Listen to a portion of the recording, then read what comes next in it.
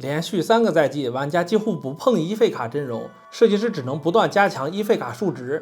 S11伊费卡一共加强20次 ，S12截止目前已经加强25次。显然，设计师的平衡逻辑就是试探，看加强多少次玩家才会玩。这期视频我们聊一聊伊费卡的定位。前排省流。观点一：伊费卡的单卡强度应该调整为动态平衡，既要避免3阶段强，又要避免4阶段弱，把成长性当做伊费卡的特色。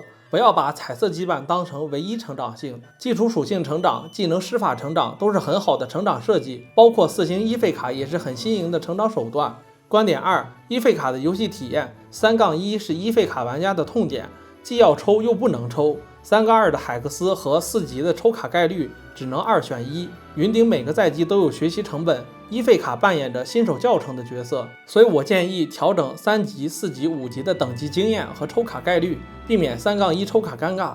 观点三：伊费卡的平衡策略，不要把2星伊费卡和3星伊费卡当做同一张牌，完全可以独立平衡。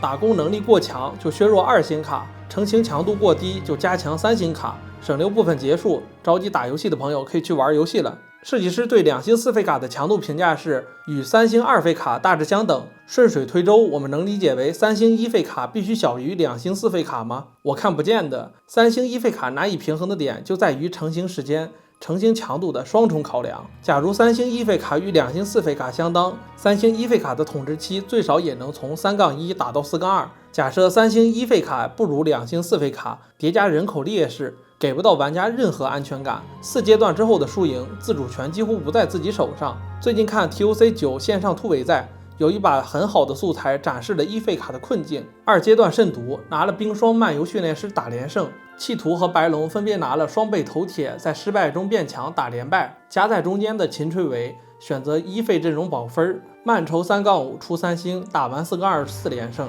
打完4-7 3连败。这就是伊费卡的困境。提心吊胆一整局，哪来的游戏体验呢？设计师为了营造伊费卡也能玩的氛围，选择了英雄强化，勉强让3星伊费卡加英雄强化在2星4费卡的强度上下浮动，平衡性稍微改动一点，就让玩家感受到割裂。上个版本看见必拿，下个版本就是污染牌库。